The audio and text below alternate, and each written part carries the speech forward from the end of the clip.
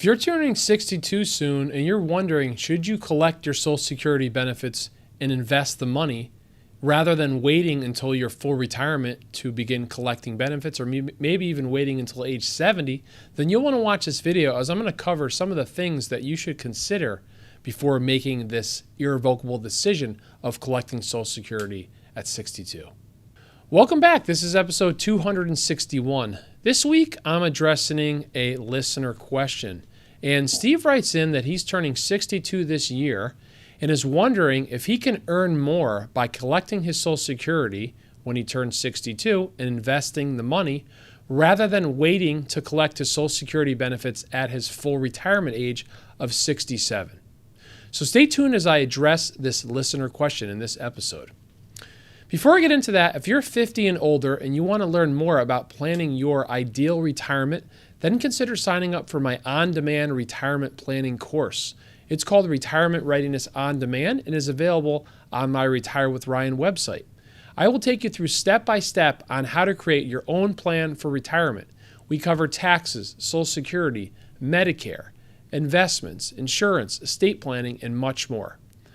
The best part is that you get to take the course at your own pace. There's over 7 hours of lessons, helpful schedules, and checklists to help you plan your perfect retirement. So head over to retirewithryan.com and click on courses to sign up for Retirement Readiness On Demand. So thank you again for the listener question, Steve. As a reminder, if you have a listener question that you want to have considered for a future episode, you could ask that question by heading over to retirewithryan.com and clicking on Leave Your Listener Question.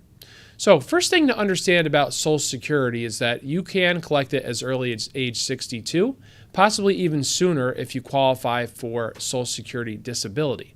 However, if you collect your Social Security benefit before the year you reach your full retirement, there is an earnings limit that you have to be aware of. So this earnings limit changes a little bit each year, but this year it's $23,400. So for Steve, from 62 until the year he reaches full retirement, he's limited to earning that annual earnings limit. So it's a very small amount, $23,400. So if he were to collect his Social Security benefit at 62 and make over $23,400 from now until he reaches full retirement, his Social Security benefit is going to be withheld by $1 for every $2 that he earns over that limit. So if Steve is fully employed, let's say he's making $80,000 a year, he's not actually going to receive any of his Social Security benefit, even if he wants to begin collecting at 62. You would need to be retired or have a significantly reduced income for you to collect before your full retirement so that you're actually going to receive the money. You're just starting the clock early. You're not actually getting these benefits. So that's one thing to consider. And I've talked about this in past episodes and other videos. But additionally, in the year you reach full retirement, you can earn up to $62,160. And then every $3 you earn over that, your benefit is reduced by $1. But starting in the month you reach full retirement, there is no earnings limit. You can earn as much as you want, work full-time, and also collect your Social Security benefit. So that earnings limit is something to consider. Next thing to consider is that how much do your benefits grow by waiting? So for anyone born 1960 or later, and Steve, this would apply to you, you can collect your benefits at age 62, but you will not receive 100% of your benefits. You'll receive 70% of what your full retirement benefits is. So that's a 30% reduction. And between 62 and 67 is 5 years, which means that your benefits are growing by 6% per year every year that you wait between 62 and 67 for anyone born 1960 or later. So that's just something to know, is that every year you wait, you're getting this additional increase. Additionally, you don't have to collect. Some people think you can only collect on your birthday month. You can collect any month between 62 and 67. The benefit would just be prorated based on that 6% annual increase. So you're getting a 6% increase every year that you wait. And the question is, can you beat that 6% return by investing the money on your own. Now, where would you go to invest the money to earn more than 6%? Well, yes, you can do that, but you really would have to rely on investing it in the stock market. The stock market has, over the majority of its time, made more than 6% if you look at long time frames, 10-year periods or more. However, there have been periods where the stock market did not return more than 6%. So to be safe that you're going to beat the 6% free, risk-free return that Social Security is giving you, you would need to be investing this money in the stock market. So let's just say you were going to use a diversified stock market fund, something like a total stock market index fund, like State Street's Total Stock Market Index Fund, SPTM. And I'm not endorsing this fund, I'm just using it as an example. Since 1926, there have been 95 5-year periods where you could measure the return of the total stock market. And of those 95 periods, 10 of them have been negative. So additionally, there's also a 10% chance that you could invest in the stock market, something like a total stock market index fund, and your money could be down during that time frame. So there's the chance that your return might not be 6%. There's also a 10% chance that you could lose money during that time frame. Now, you can also be even more risky. You could put it into technology stocks or biotech stocks or even individual stocks, and maybe you do get lucky and you make even more money than a 6% return. But you're not doing it without risk. And anytime you're delaying your Social Security, this is a risk-free return that you're getting. So theoretically, you could potentially beat that 6% return, but you're not doing it without taking on a lot of risk. Additionally, most investments that you can make in the stock market are going to have some type of taxes that are owed on them on an annual basis. Anytime you own a stock that pays dividends, you have to pay tax on that every year, and that's going to further reduce your return. So if we use, in my example, the Total Stock Market Index Fund, SPTM, it pays a dividend of 1.22%. So every year you'd have to pay tax on that dividend. So that could further reduce your return. You couldn't take this money out and put it in CDs or put it in money market and generate the type of return that's necessary. You would have to take a significant amount of stock market risk. Nothing wrong with that, if you're comfortable with that. But if you're not, the question is, why are you taking something that's relatively risk-free and putting it in something that's risky just for the chance that you might make a little bit more?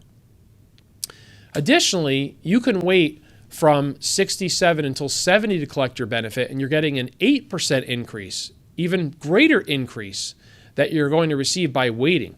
So it gets even harder to then beat the risk-free return if you're going to try to calculate how much would you need to make from 62 all the way to 70 investing the money.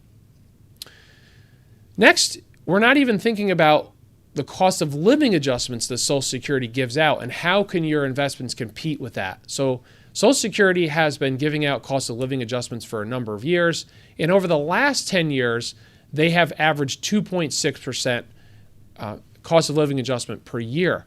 So that means that you'd also have to factor this in to your investment. So in reality, you really need to make like 8.6% to be able to just keep pace with what you're getting from Social Security, because yes, you're getting this 6% increase each year, but you're also getting the cost of living adjustment on top of that. So it's doing even better than you thought. And the cost of living adjustments, they are mandated, as I said. Social Security looks at the change in the consumer price index each year on the third quarter versus the previous third quarter, and then those cost of living adjustments are automatically done for you at the beginning of the year. So the longer you wait, the better your cost of living adjustments will be, the longer you wait to collect your benefits. For example, let's just say your full retirement benefit was $3,000 at age 67. You could get 70% of that, or $2,100 a month at 62. Or if you wait until age 70, factoring in that 8% increase for those 3 years, you're going to get $3,720. So as I said earlier, the cost of living adjustments have averaged 2.6% for the last 10 years. So if we assume that 2.6% cost of living adjustment on that $3,000 benefit at 67, in 5 years, that would be $3,411 per month. But if instead you collected your benefit at 62 for $2,100, assuming that same 2.6% cost of living adjustment, that would be $2,388 in 4 years. So by waiting till 67, you're getting $411 per month, 5 years later, assuming that 2.6% cost of living adjustment. But at 62, you're only getting $288. So about $123 more 5 years later by waiting to collect at 67. And this gap is only going to widen on cost of living adjustments because the greater benefit that you have, the greater cost of living adjustment you're going to receive as far as a dollar adjustment. Additionally, for anybody, it can make sense to wait to collect your benefit. And if we assume the average life expectancy for a male is 83.6, and they began collecting at 62, and their full retirement benefit was $3,000 a month, they would receive over their assumed life expectancy from 62 until they're passing at 83.6, $544,320 over their life expectancy, assuming no COLAs. If they instead collected at 67, they would receive $597,600. So obviously, assuming that same life expectancy, they're going to collect more money by waiting until 67. And then if they waited until 70, and assuming that same increase, we talked about that 8% per year, they would get $607,000 over their life expectancy. So that would give anybody the most amount of money, assuming the same life expectancy, waiting until 70. So it definitely can make sense for some people to wait because you can get a lot more from Social Security in a risk-free fashion. And for a 62-year-old woman or 62-year-old female, their life expectancy is even higher. It's 86.5. So that means they could receive even more money by waiting until full retirement or maybe even waiting until 70 to collect. You're also not thinking about taxes. Anytime you collect Social Security, you're going to have to pay tax potentially on your Social Security income. And if you do it while working, chances are that tax is going to be higher because Social Security gets added to your other earned income to determine any taxes that you owe on your Social Security benefit. Versus if you collect your Social Security benefit when you're retired, your income might be lower than while you're working, so you might also be subjecting yourself to higher taxes by collecting your Social Security benefit while you're working or before your full retirement. So another thing to consider.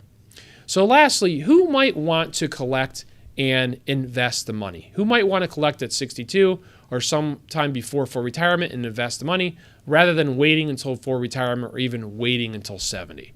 Well, really somebody who doesn't need the money and wants to leave an inheritance, like Elon Musk or Jeff Bezos. So if you had a really strong pension and you had a lot of other money saved up, you were really good at saving and investing in your 401k or outside of that, or maybe you received a large inheritance and you're not really going to need your Social Security benefit. You're very fortunate that you're not going to need that money to live on and you want to leave an inheritance for your family, then maybe it can make sense to collect it and invest the money. And that way, when you pass away, if you assume you saved that money and invested all those checks, there'd be more money in there versus if you maybe left your family some other asset. That could make sense. Also, a single person not in good health that doesn't need the money to live on, that could also make sense for that individual if they want to, again, leave an inheritance, they want to leave some legacy, collect the money early, invest it, and then that way your family is going to receive something when you pass away because non-spouses cannot inherit Social Security. But for other people who are going to need to live on the money in retirement, if Social Security is going to be part of your retirement income, and that's like the majority of Americans, they need Social Security to live on to pay their bills, then you're probably not going to want to collect your benefit early. You're going to want to wait until you retire to collect your benefit, or maybe until full retirement, or even age 70. Also, anyone who's married, if you are the higher earning spouse and your other spouse has a much lower benefit than you, then it could really make sense for you to wait to collect until full retirement because the spousal benefit, the benefit your spouse will receive if they outlive you, is going to be the highest of the two benefits. So why not leave your spouse the highest possible Social Security benefit rather than leaving them the least benefit and collecting at 62? So definitely a lot of things to think about anytime you collect Social Security, especially if you're collecting Social Security and thinking about investing it. A lot of things to weigh there. So if you need help with Social Security, feel free to reach out to us to have a Social Security analysis done. And as always, if you have a listener question and you want to have it considered for a future episode, head over to retirewithryan.com and click on Ask a Question to leave your question. Thanks again for the question, Steve, and I hope everybody has a great week, and I look forward to talking to you next Tuesday. Take care.